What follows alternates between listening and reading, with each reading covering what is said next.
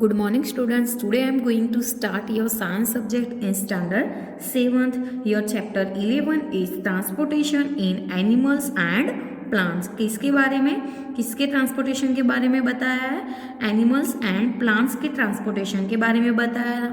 तो last video में हमने पेज नंबर 125 पर एक्टिविटी 11.2 तक देखा था। आज देखेंगे पेज नंबर 126 पर कौन सा 11.2 एक्सक्रीशन इन एनिमल्स, किसके बारे में बताया है? एनिमल्स के एक्सक्रीशन के बारे में। तो क्या है कि recall how carbon dioxide is removed as waste from the body through the lungs during exhalation.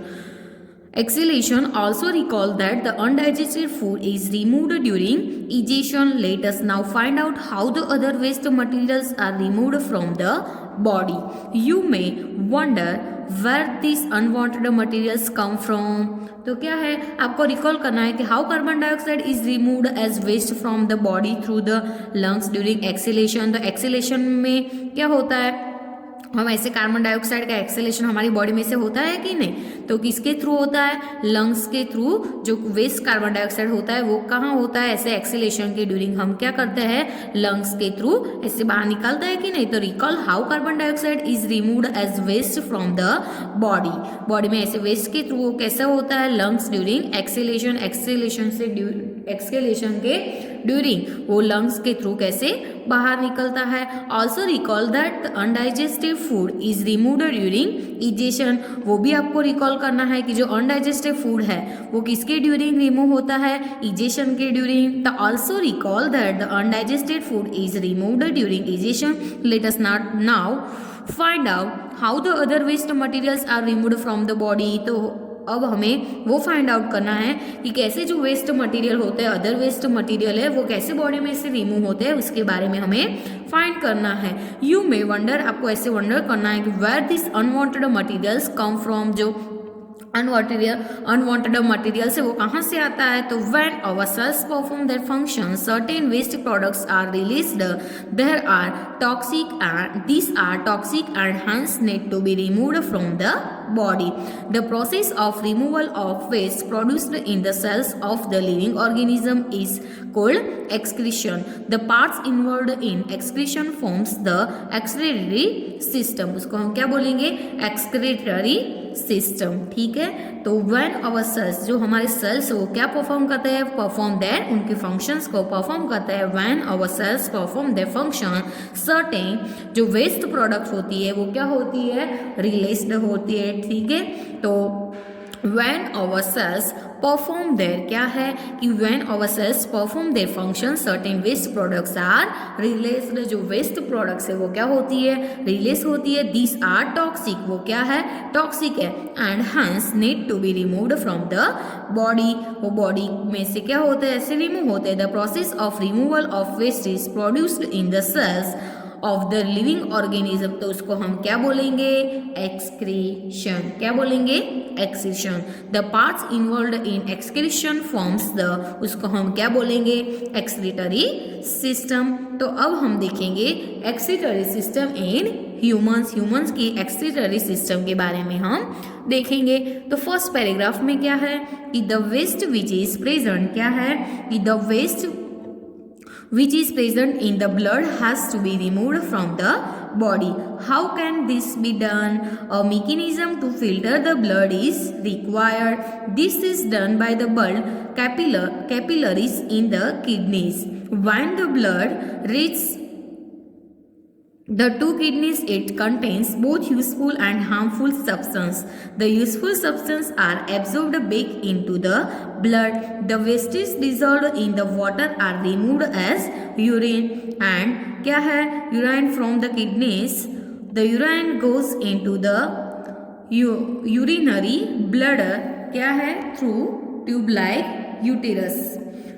So it is stored in the bladder and it's passed out through the urinary opening at the end of a muscular tube is called urethra. Figure 11.6 में आपको human excretory system के बारे में बताया है. The kidneys, uterus, bladder and urethra from the excretory system. कौन सी? Excretory system. तो क्या है कि the waste which is present in the blood, वो किस में प्रेजेंट है? जो वेस्ट है वो किस में प्रेजेंट है?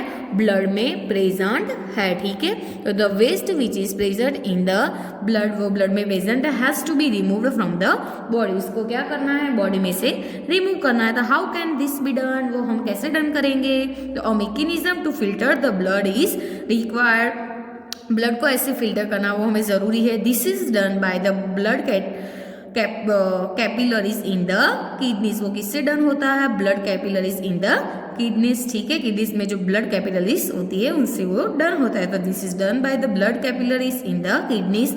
When the blood reaches the two kidneys it contain both useful and harmful substance, दोनों कैसा है? यूजफुल भी है एंड हार्मफुल सब्सटेंस है। वो ऐसे कंटेन्स करता है कि to kidneys is contains both useful and harmful substance. The useful substance are absorbed back into the blood. ठीक है, and the waste dissolved in water are removed.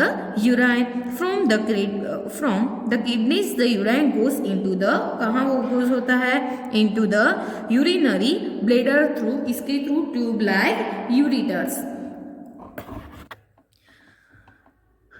It is stored in the bladder and is passed out through the urinary opening at the end of a muscular tube called, उसको हम क्या बोलेंगे?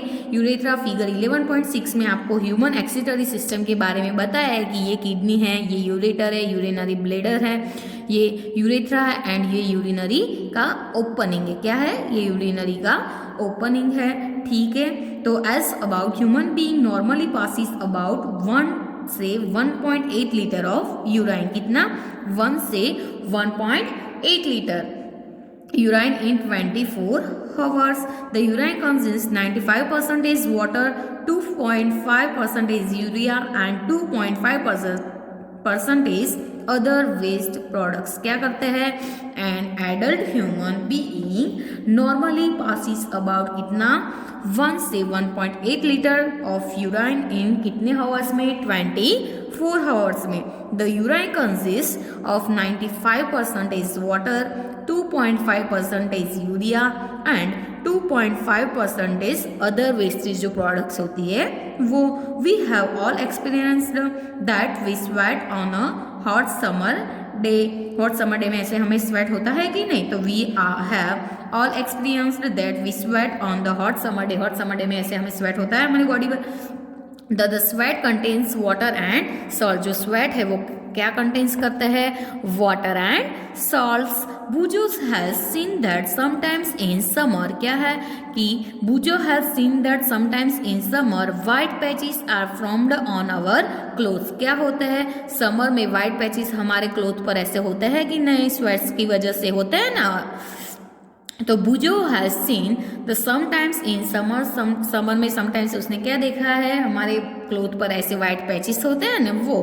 तो white patches are formed on our clothes specially in areas like under arms, मतलब स्पेशली यानी कि ज़्यादा किस में होता है? Like under arms. Underarms में ऐसे वाइट पैचेस होते हैं कि नहीं?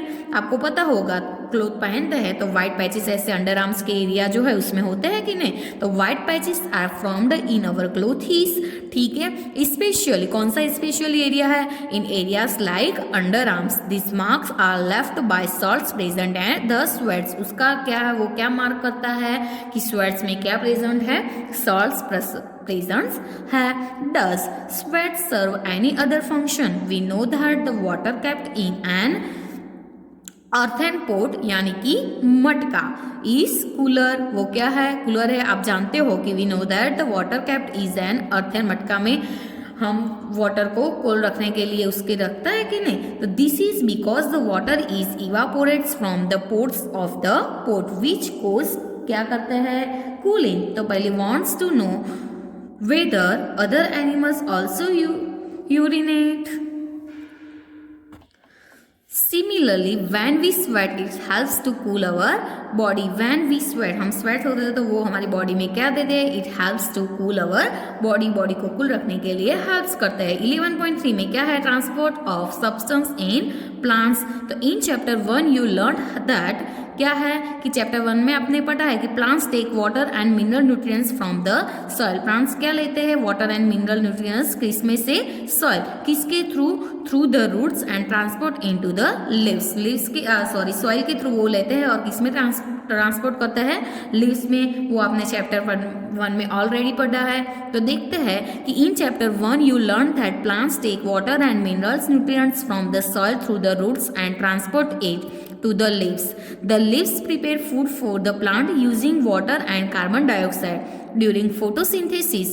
क्या है कि during photosynthesis you also learned in chapter 10 that food is the source of energy and every cell of an organism gets energy by the breakdown of glucose. The cells use this energy to carry out vital activities of life. Therefore, food must be made available to every cell of an organism. Have you ever wondered how water and nutrients absorbed by the roots are transported to the leaves? How is the food prepared by the leaves carried to the parts which cannot make food? तो क्या है कि chapter 1 में आपने पढ़ा है कि plants जो वाटर एंड मिनरल्स न्यूट्रिएंट्स लेते हैं किसमें से? सॉइल में से। थ्रू द रूट्स किसके थ्रू लेते हैं? सॉइल में से लेते हैं, बट किसके थ्रू? तो रूट से और कहाँ ट्रांसपोर्ट करते हैं? Transport it to the leaves. Leaves में वो ट्रांसपोर्ट करते हैं वाटर एंड मिनरल न्यूट्रिएंट्स जो सॉइल में से लिए वो। The leaves prepare food. आपको पता है कि प्लांट अपना फूड खुद बनाता है कि नहीं? तो किसके थ्रू वो बनाते हैं? लीव्स के थ्रू, उनके लीव्स के थ्रू। बट लीव्स क्या प्रिपेयर करते हैं? उनका फूड। तो the leaves prepare food for the plant. Plant की लिए लीव्स फूड प्रिपेयर करते हैं using water and carbon dioxide during photosynthesis. किसके ड्यूरिंग? फोटोसिंथेसिस के ड्यूरिंग। कौन किसका यूज करके? Water and carbon dioxide. You also learn in chapter 10 the food is the source of energy and every cell of an organism gets energy by the breakdown of glucose. तो क्या है? Chapter 1 में भी आपने पढ़ा है कि जो फूड है, food is source of the energy. हमें पता है कि हमें एनर्जी के लिए फूड की जरूरत तो होती है कि नहीं? तो फूड है वो किसका सोर्स है? एनर्जी का सोर्स है। And every cells of an organism gets an energy by the किसके breakdown of glucose. The cells are use this energy to carry out vital activities of life.